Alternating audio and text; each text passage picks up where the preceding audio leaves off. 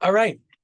This is week 4 of Inspect What You Expect. So welcome to the Church of Jesus Christ. We call ourselves the Tuesday Nighters. We're off from interrupting or infiltrating, if you will, any Wednesday night services. We do that respectfully. Hopefully that gives you the freedom to go to any Wednesday night you'd like to, especially if you're a part of a branch or a mission. And so understand that that's our purpose in holding Tuesday nights. And the fact that you carve time out of your Tuesdays is quite spectacular. God bless you for doing that. So as a recall, for those of you who haven't been with us and those who have, we'll try to kind of kickstart our memories. And if you haven't been with us, this will get you caught up immediately. Here it is. This is what 3 weeks have covered. Adam fell, mankind fell, Jesus Christ arose. We went down, we went up. Man begins, every man, every woman, every human being born into normalcy, if you will, because there are certainly exceptions, but most, if not all, begin good. And then we go sour. And then we begin to make our own decisions. We lose that innocence. We kind of shed that layer of innocence and we go south, all of us. And paradise is lost. For Adam and Eve, they were banished from the garden. For the rest of us, we were banished from paradise. And the question remains, and we went through this the last couple of weeks, can paradise be found? Most certainly. It may not be probable, but it's possible. So each of us start life with great expectations. Each of us fail to realize those great expectations. But if we accept full responsibility, if we take accountability for our own actions and we apologize to God for our own failure, and then we promise and commit to do better, he provides a merciful second chance. We begin this second opportunity with a resurrected great expectation. Now this one is God's. Now this one is our own. Now this is the brothers and sisters and all involved have a new great expectation for us. So going forward from baptism till we take our last breath, we have a fullness in life of opportunities to fulfill any and all great expectations before us. It is possible. Session 4, week 4, our 4th part to inspect what you expect is this: lower expectations or faithfully aim to exceed. We have that choice, and that's what's before all of you right now as we go into this 4th week. We looked back to everyone's time on the shore last week, going into the water, coming out of the water. Then we looked back at all your early times in your walk with the Lord. Do you remember this? Do you remember that? Do you remember a perspective of looking forward? Those were the questions last week. Do you recall looking forward? Some of you remember distinct hopes and dreams for your future. Others of you recall just feeling thankful for God's loving salvation. Both answers right.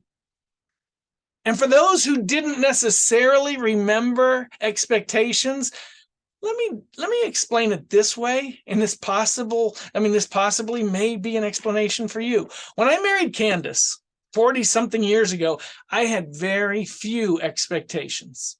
I didn't have enough knowledge to know what to expect. I didn't have enough knowledge about her. I didn't have enough knowledge about our own individual marriage. I only knew what I knew from my parents. So basically, I just wanted a different experience than what I had growing up in my house as a young person.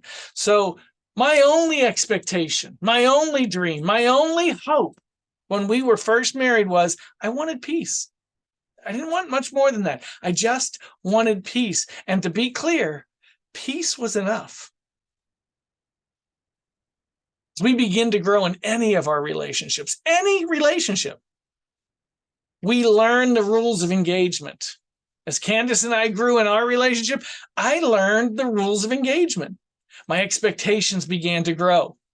I created measurables These expectations had measurables, so I knew if I met them or not. They included things like how many, what kind, when will they be delivered, who will be responsible for delivering them, whatever they be. I'm going to keep them general right now, but there were expectations developing and fulfilling.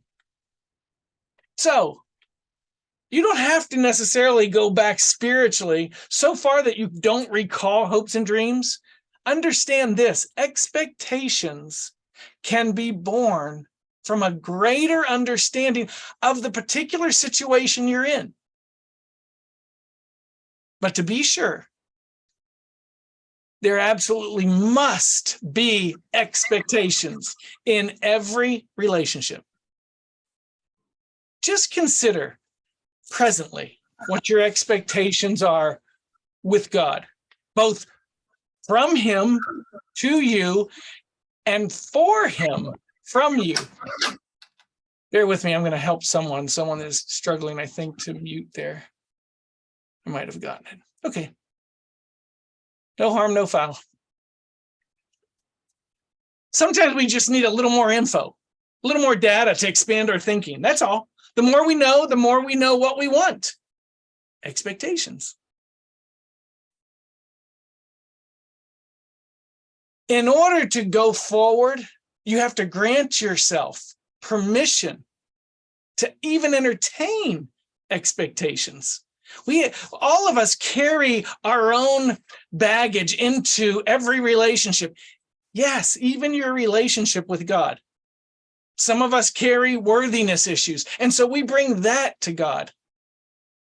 We might, in fact, have to retrain ourselves to remove ourselves from doubting even what we can expect. Understand that. We have to remove ourselves from the equation and personalize our failures so that we don't take those failures forward. That keeps us from creating and allowing expectations. So I'm going to read you a verse, a statement. Hear this now, that requires your faith in God's decision-making, requires your faith, because you may have some conflict with what I'm going to read to you. If you personalize the statement, you may have no problem with the rest of us. Your problem may be with yourself. And sometimes this is what keeps us from allowing great expectations. So this verse and your acceptance of this verse entails letting go of your own opinions of yourself and trusting in God's choosing. Let Him choose. Number yourself among Jesus' followers. Hear what I just said.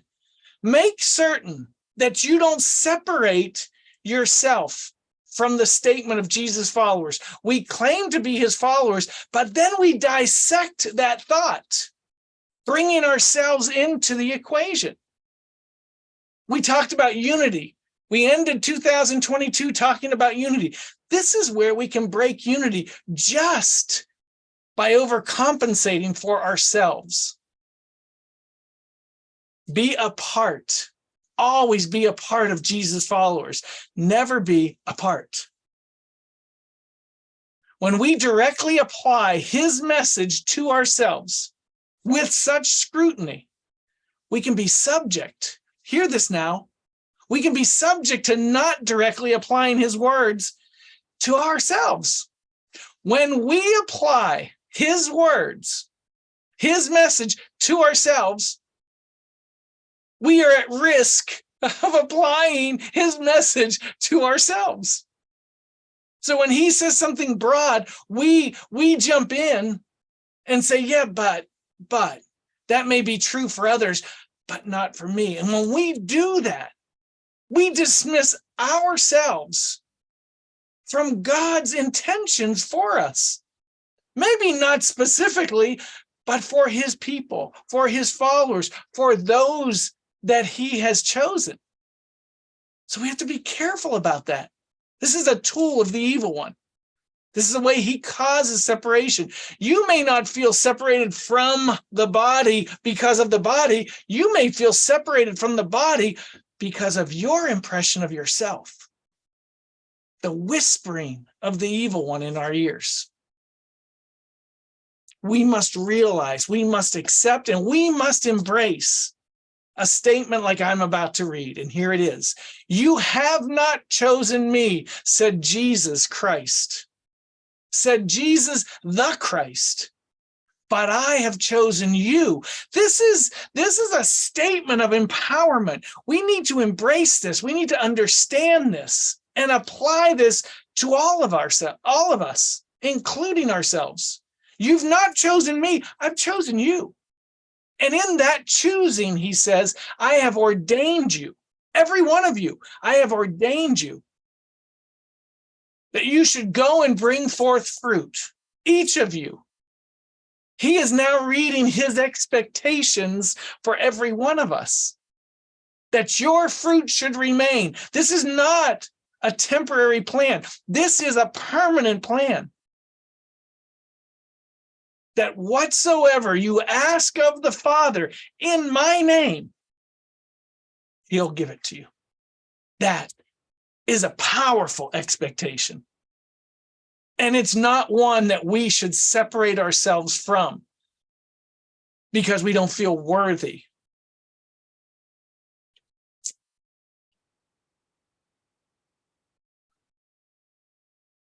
If you can recognize Jesus' personalized and individualized calling for yourself, then you can accept the phrase, in spite of me, God has a purpose for me. We all struggle with worthiness. We all struggle with deservedness. Listen what I'm saying. In spite of me, I have to understand this. God has a purpose for me. Then, when you embrace that, tenderly, with forgiveness, even for yourself, you can start to explore. You can start to discover. You can start to fulfill his expectations for you. And his expectations for you bring an insight that you don't carry. You just have to accept it. That's full faith. You can make every reason that you should fail, and you're right. But faith is believing that he chose you with a purpose, with an expectation that must be fulfilled. So I'm going to ask you a couple questions. And the following questions I'm going to ask you are intended to cause discomfort in you. I call it wonderful discomfort. You're not going to be comfortable with everything I read and question. But I want you just to try this. They're created to inspire you. Just to do nothing but consider God's purposes for you. Sometimes we avoid the confrontation of just wondering what it is God has for us. So we avoid it. We skirt it. We circumvent the conversation, even the internal conversation. We go around it. I'm not worthy of that. I don't even want to know what he has for me because I'll never fulfill it. And so we bypass it, and that's okay. All kinds of issues. We bring issues from our own homes, from from social climate, from everything about our upbringings. All of us created differently, all of us brought up differently, all of us with our own baggage. I'm not here to dissect and help anyone identify. What I am here to do, though, is hopefully provide you the freedom to take a chance with this. Yes, maybe you haven't discovered your expectations because maybe you haven't allowed yourself to do so. So we're going to try to kickstart your hearts and kickstart your brains tonight. That's all.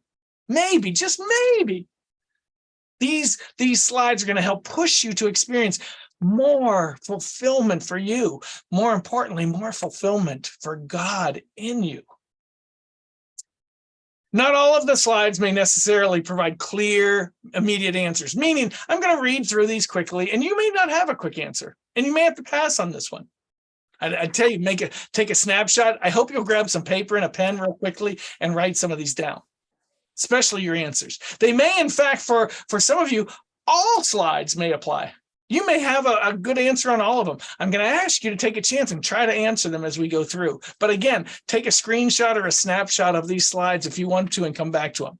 They might identify the dreams that you've suppressed within yourself. Maybe even identify your callings. As the word of God says, take off your shoes and stuff. Okay. As the word of God, hang with me just for 1 second. I'm going to help.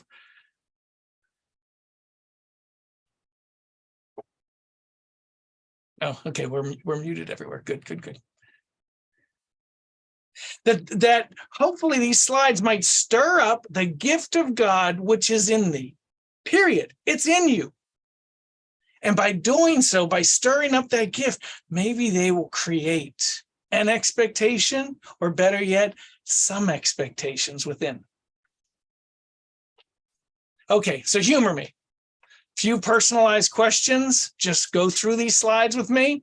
With this understanding, we're never too young, we're never too old, it's never too soon, it's never too late to be used by God.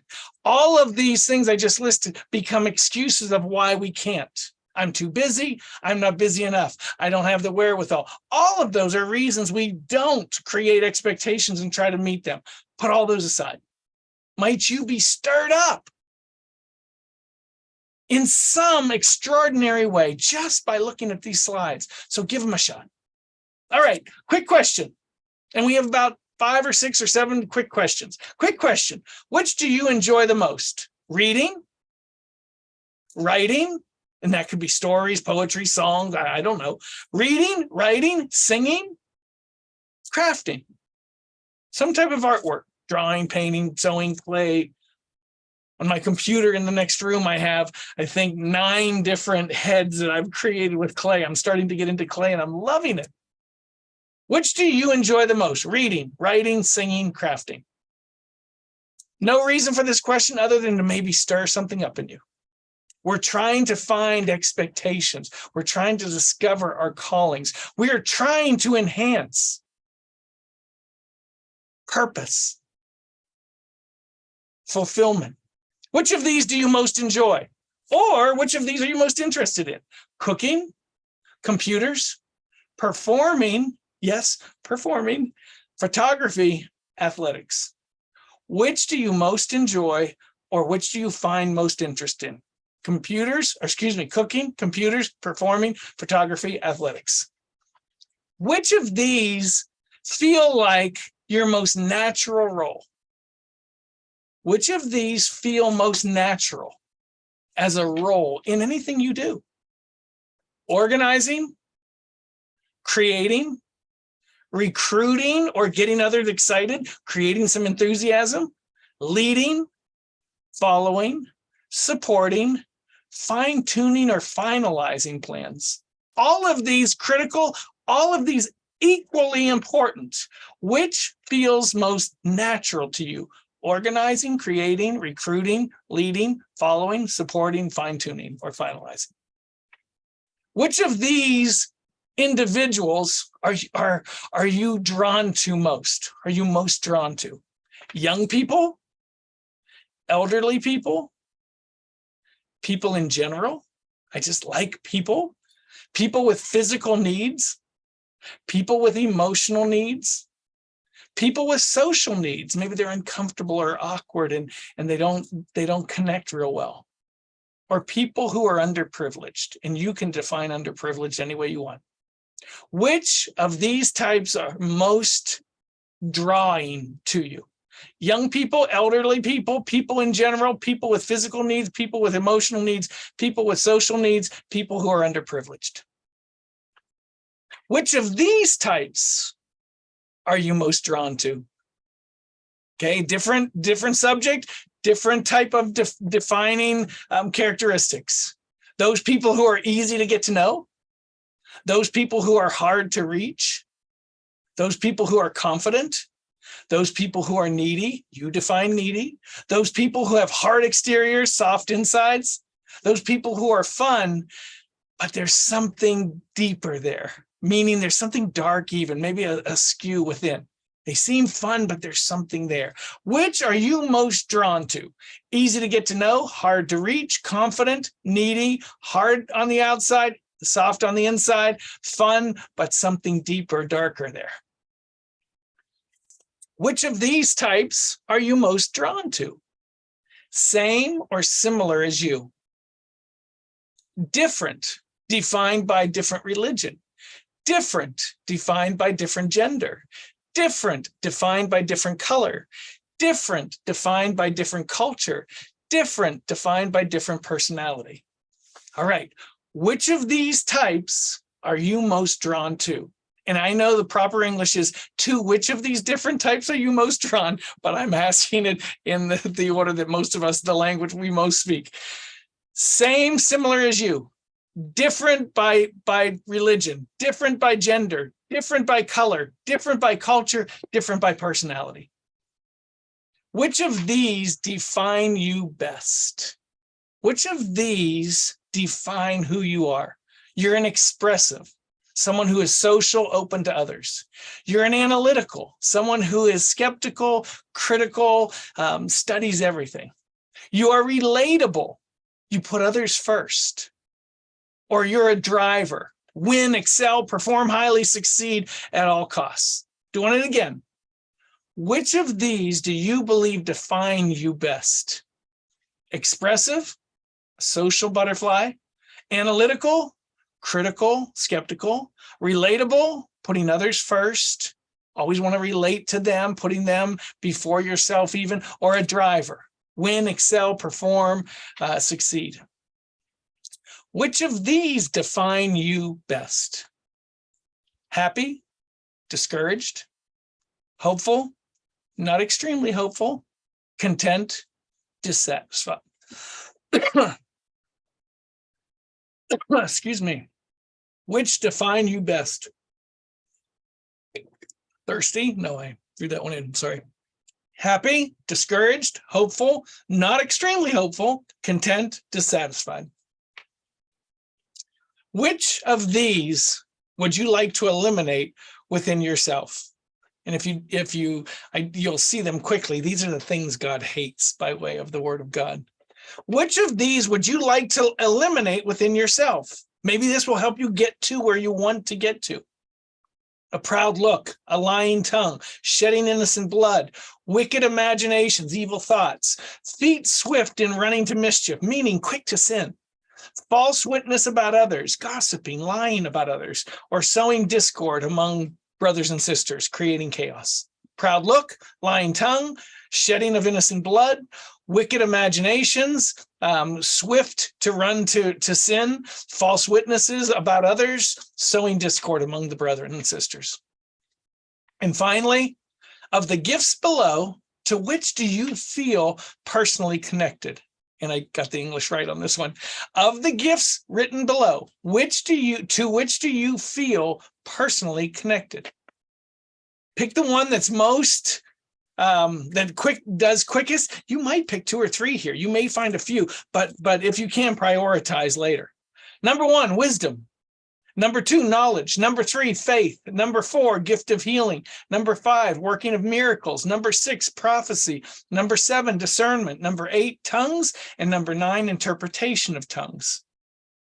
Wisdom, knowledge, faith, gift of healing, working of miracles, prophecy, discernment, tongues, interpretation of tongues. I'm just attempting to kickstart your energy, your excitement, your desires, your dreams, your hopes, your expectations. My intentions with so many of my classes include your valuing yourself. This begins by evaluating yourself fairly, evaluating yourself properly, evaluating yourself rightly. God understands the lamenting so many of us do. Oh, wretched man that I am. He gets that. But he also knows that you at your best, he sees you at your highest. When he looks at you, he sees you at your best. I want you to understand that. Too often when we assess ourselves, we're looking at ourselves at our worst.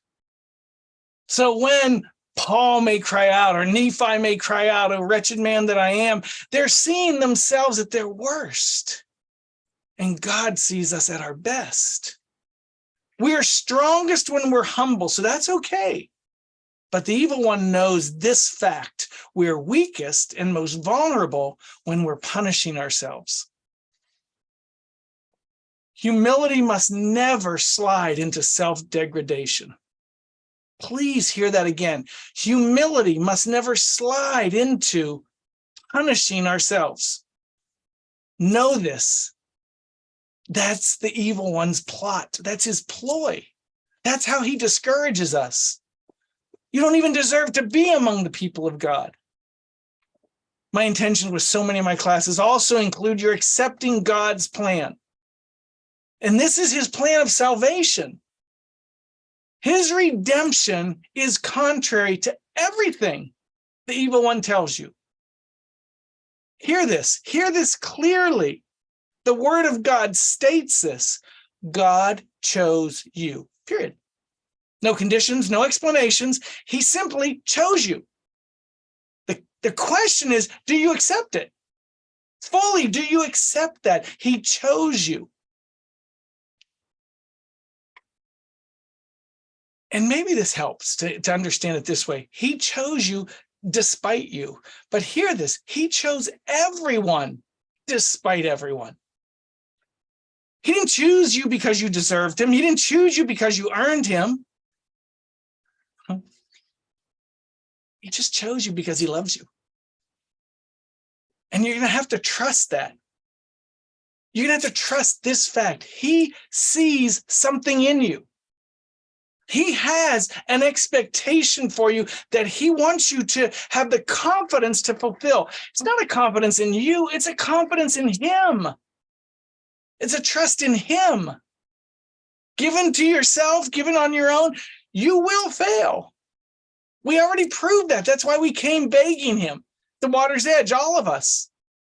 So take yourself out of completely out of the conversation. This plan of salvation is based on, hear this now, please hear this, an extension of undeserved credit. Imagine going into a bank and they say, let me see your line, let me see what you've done with your life, and you show them all losses. Oh, okay, let me write you out a check right now for thousands and thousands of dollars. You deserve none of this. You've earned none of this, but let me write that check out for you. It'll never happen. But it does with God. On your first day walking with the Lord, he wrote you a blank check. You earned none of it. You deserve none of it. But you accepted it, and so did I. We may not have understood it this way, but we accepted it, and it's okay. We were supposed to. So we're indebted to him. As Mosiah 2:21 says, hear this now, forever unprofitable servants. We will never get out of the red. Used to listen to a song by a group called War. It was called Living in the Red. That is our spiritual life, living in the red. Spiritually, we will always be unprofitable servants. We have to spend the rest of our lives serving him because it's the only way that we can express our gratitude. He entrusted in each of us his salvation, and it was paid for in advance. So we don't have time to argue about whether or not we're worthy. And just to help you with that, we aren't. We aren't. We don't have to argue about it. We don't even have to say it ever again. We're not worthy of any of this, but you're not the most unworthy.